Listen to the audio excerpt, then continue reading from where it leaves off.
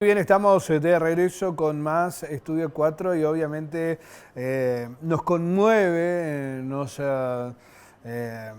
genera incertidumbre, bueno, nos da bronca, esa es la palabra también, cuando, hablamos de pobreza, cuando vemos que la Argentina no pone un pie adelante, que cada vez hay un retroceso más notorio, que cada vez está más marcada también la grieta entre aquellos que tienen mucho, que son los menos, y los que son muchos más, los pobres, cada vez más pobres, indigentes, situaciones de calle.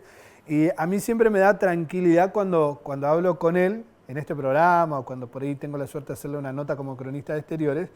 Y siempre me da tranquilidad, no sé si pueda lograr ahora hacerlo, porque la verdad que vengo un poco efervescente con el tema. 52,9% de pobreza en la Argentina, un 18,6% pertenece justamente a esta gestión que lleva alrededor de 9 meses, esa gestión de gobierno, y la pobreza que atraviesa todos los partidos políticos, porque lamentablemente esto pareciera un loop histórico, ¿no? Siempre volvemos hacia atrás, ¿no?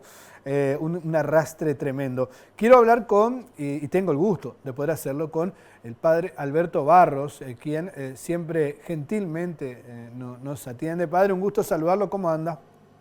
¿Qué tal? Muy buenas tardes, un gusto dialogar con ustedes un rato, muchas gracias por la comunicación. Siempre un placer. Quiero agradecerle primero al padre Barros porque acaba de celebrar una misa y gentilmente nos atiende como siempre, con la cordialidad de siempre. Y lo llamamos para reflexionar, padre, sobre este tema, entendiendo su compromiso permanente, su trabajo también en Cáritas, desde la iglesia, y lo que entiendo también a cotidiano vive usted con la contención de muchísimas personas que se encuentran afectadas justamente por este número que es tremendo, ¿no? Sí, escuchaba atentamente tu comentario de recién y coincido plenamente. La verdad que hay que afirmar que si bien no es un fenómeno nuevo la pobreza, el año pasado terminó con un 40% más o menos de pobreza, no es un fenómeno nuevo, ya era alarmante finales del año pasado, pero ahora ya se ha transformado en una tragedia inaceptable. Vos hablabas de una situación que da mucha bronca, uno diría también mucho dolor, mucha indignación, porque estamos hablando de un 53% de argentinos, que son 25 millones de personas en situación de pobreza, casi 6 millones en situación de indigencia, los menores, ¿no? Dos tercios de los menores de 14 años en situación de pobreza, y son datos oficiales, ¿no?, del INDEC, que de alguna manera reafirman lo que en su momento el Observatorio para la Deuda Social de la Universidad Católica Argentina decía, y tan denostada de que le dijeron tantas barbaridades. Bueno, ahora es el mismo organismo del Estado el que reafirma un salto tan brutal de la pobreza en estos primeros 6 meses del año, ¿no? Casi un 12% de aumento de pobreza, ¿no? Lo cual, desgraciadamente, son rostros concretos, personas, niños, abuelos, jubilados, una clase media cada vez más empobrecida, pobres cada vez más pobres. Y la verdad que a la Argentina nos esté pasando esto realmente es una tragedia sumamente dolorosa, indignante, que no podemos aceptar bajo ningún punto de vista. Insisto, no es nuevo el fenómeno de la pobreza, pero el crecimiento de estos 6 meses ha sido absolutamente alarmante y trágico, ¿no? En ese sentido, padre, esto que decíamos, no es un fenómeno nuevo, yo siempre voy a lo mismo, yo nací con la democracia y entonces transité en todas las edades diversas crisis, diversos momentos también de este país, ¿no? Siempre a la expectativa de que lo bueno en algún momento va a llegar, más que nada en lo que tiene que ver justamente con la gestión política, ¿no? No se ha dado, lamentablemente se profundiza, se agudiza, y pareciera, ¿no?, que en este momento puntualmente en la Argentina más marcada aún la diferencia entre aquellos pocos que tienen muchísimo y bueno, aquellos que están en esa enmarcados, ¿no? En esa línea de la pobreza que se agudiza minuto a minuto, pareciera, ¿no? Totalmente de acuerdo, y hago esta aclaración antes de que vengan las críticas, como suele aparecer. En lo personal, y como muchísimos, estoy hablando desde una mirada profundamente humana y cristiana, que nada tiene que ver ni con lo ideológico, ni lo partidario, porque a veces se utiliza ese caballito de batalla para desacreditar una mirada crítica de la realidad. No es, bueno, porque hablan, porque está con fulano, contra mengano. No, es una mirada profundamente humana y cristiana, como la he tenido siempre, en cada etapa que me ha tocado vivir. Pero acá hay que decir con todas las letras que estamos frente a un proyecto político de país que está pensado para enriquecer a una enorme minoría, es decir, enorme minoría en el sentido peyorativo, obviamente es un grupo chiquito de gente, y un proyecto de país que enriquece a una minoría y que empobrece a una inmensa mayoría de habitantes. No es una casualidad lo que está pasando, no es como escuchaba a algunos funcionarios actuales decir, bueno, esto es lo que nos han dejado. No es lo que nos han dejado. ¿Había una herencia de una pobreza grande? Sí, obvio, pero esto es parte de un proyecto que se empezó a implementar el diciembre pasado, que beneficia a un sector muy pequeño de nuestra sociedad, a los grandes a las grandes riquezas nacionales, multinacionales, y que empobrece a la inmensa mayoría de la gente, ¿no? Empecemos por esa devaluación feroz que hubo en diciembre, que disparó la inflación a un 25% y que aún no la pueden eliminar, una recesión que se profundiza, una baja alarmante del consumo, jubilados en situación de pobreza, que se les niega un mínimo de aumento y después se los festeja con un asado que realmente ha causado una indignación y un repudio generalizado, a los héroes que no permiten un minimísimo aumento a los jubilados, una clase media cada vez más destruida,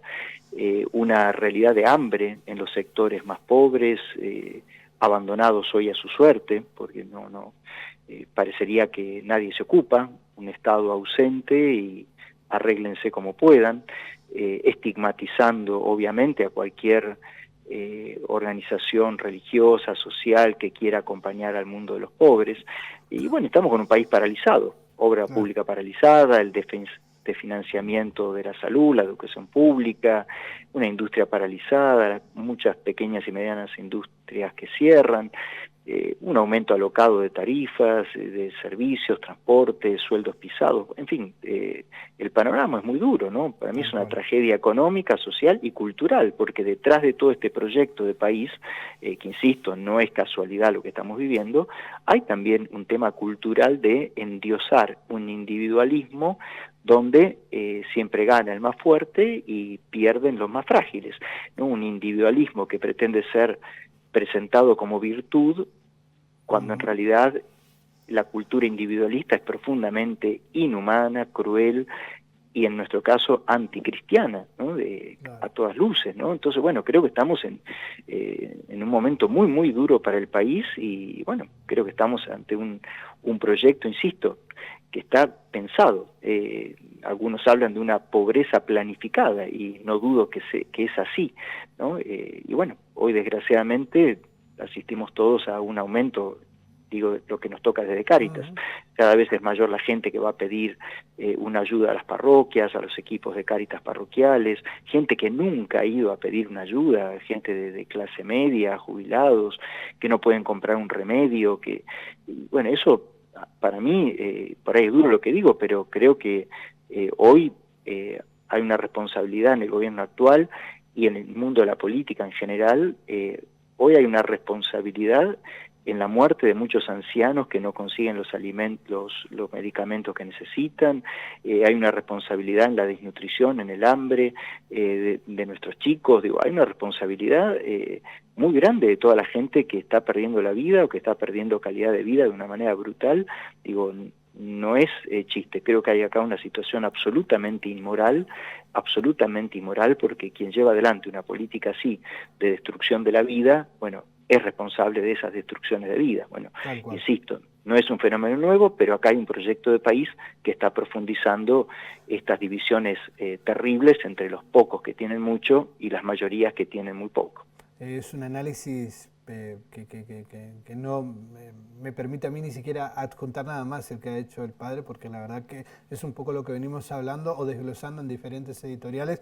Yo quiero hacer una aclaración, que el padre Barros ha hablado con nosotros en diferentes gestiones de gobierno, ha hablado cuando estuvieron kirchneristas, cuando estuvo Macri, cuando estuvo Alberto, en este caso que está Milei, digo porque entiendo que esa aclaración, padre, viene a colación también de un poco lo que sucedió, ¿no?, tras las declaraciones del Papa Francisco, ¿no? Pareciera que está vedada la crítica también y se vuelve muy hostil el clima en redes sociales y demás, con un discurso de violencia pareciera habilitado también. Yo quiero aclarar esto porque habitualmente yo soy el que insiste para hablar con el padre Barros, que siempre, insisto, gentilmente nos atiende. Cuando Carla le manda un mensaje rápidamente nos da este tiempo de reflexión y que me parece válido. El padre Barros ha hablado con nosotros en diferentes gestiones, con diferentes temas. Puntualmente este de la pobreza siempre lo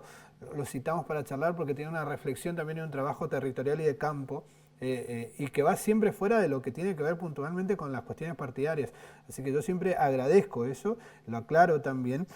Insisto con esto, padre, creo que esa aclaración también viene por todo este momento que ha vivido también el Papa Francisco, ¿no?, a la hora de hacer una crítica desde el lugar que le corresponde, ¿no?, como una figura pública que es, y hablando de su país, ¿no?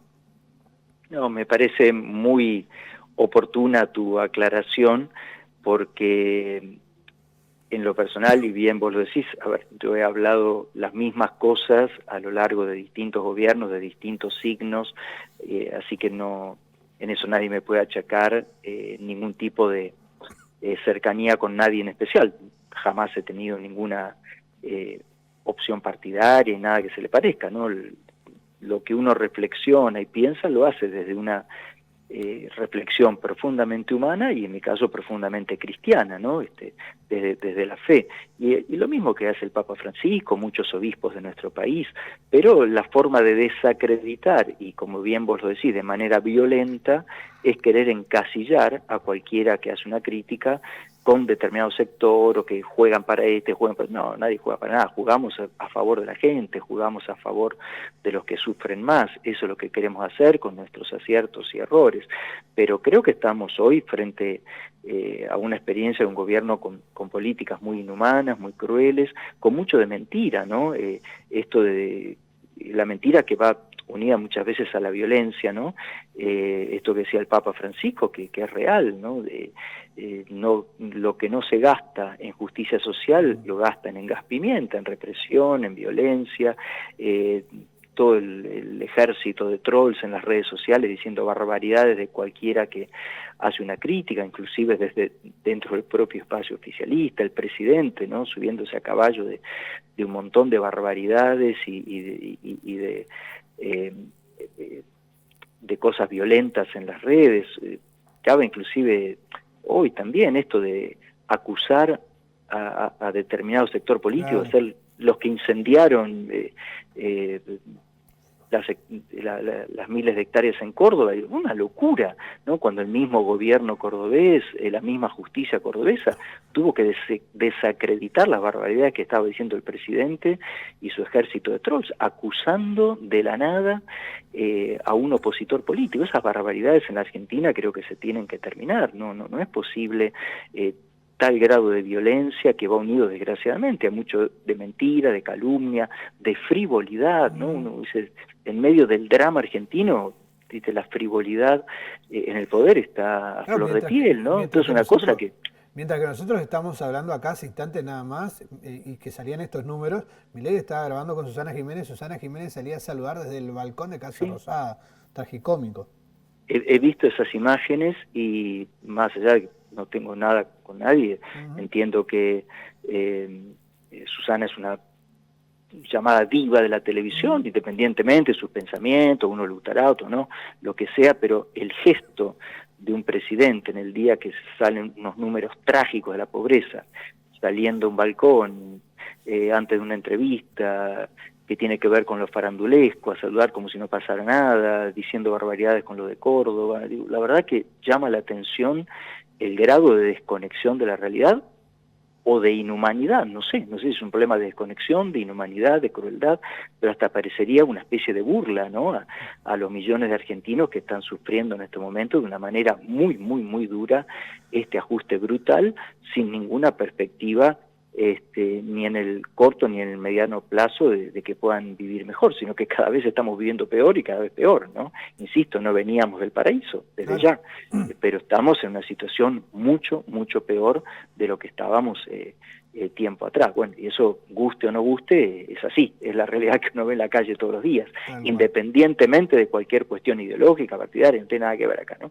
Acá lo que está en juego es la dignidad del ser humano, y eso es lo que desde la Iglesia queremos cuidar y defender, la dignidad humana, especialmente de quienes más sufren y de quienes están más desprotegidos. Tal cual, yo coincido con eso, no veníamos del paraíso, no veníamos de Aruba, como digo yo, ahora me duele muchísimo que cada vez haya más gente en la calle, más gente revolviendo contenedores para buscar algo para comer, que nos duela profundamente la cantidad de niños, niñas y adolescentes que están en una situación de indigencia terrible,